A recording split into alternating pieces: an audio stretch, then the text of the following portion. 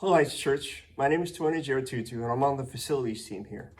So today we'll be continuing our series on being steadfast, which is what the Spirit of God speaks about. And today our topic will be on reconciliation. The verses I'll be discussing today are found in Colossians chapter 1, verses 21 through 23. But first, I want to understand what the definition of reconciliation is.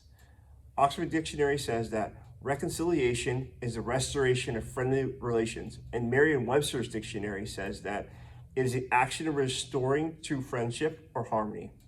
So I want to read to you our verses today, and they say that this includes you who were once far from God. You were his enemies, separated from him by your evil thoughts and actions. Yet now he has reconciled you to himself through the death of Christ in his physical body.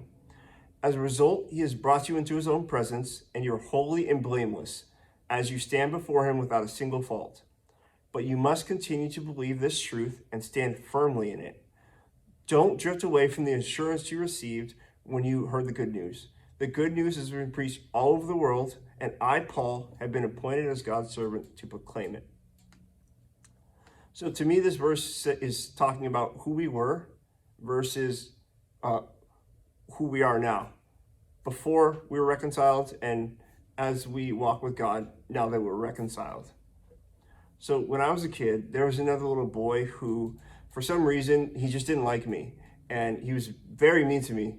And so he became my enemy. And we just never got along, and I never liked him. But soon after, the saying that time heals all wounds, right? We found ourselves on the same recreational basketball team about 5-6 years ago, and we never apologized. We never said that, hey, let's be friends, or we never had that conversation of true reconciliation.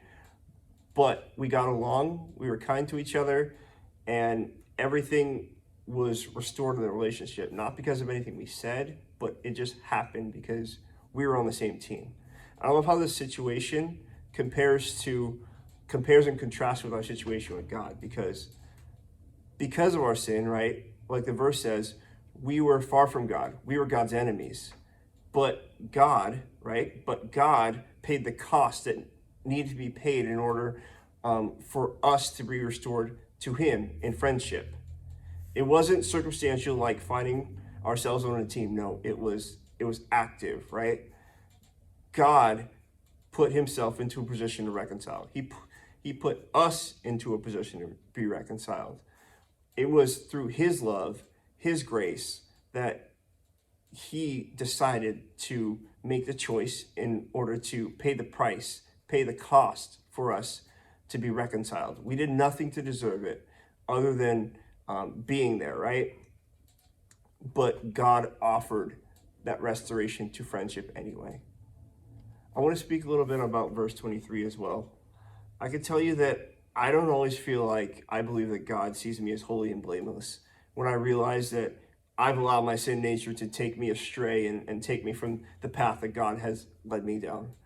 And I want to encourage you, if you struggle with it like I do, that God's all-knowing, not just in the moment, not just of what you did yesterday or a couple of years ago. No, he's all-knowing, which means that he knows what you'll do and what you have done, right?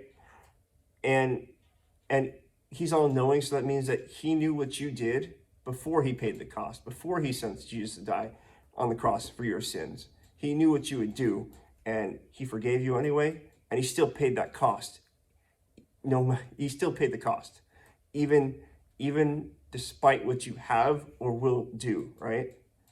And he still calls us holy and blameless in his sight when we choose to accept his offer of reconciliation. So, church, I challenge you to live into the reconciliation. Live knowing you are holy and blameless in God's sight.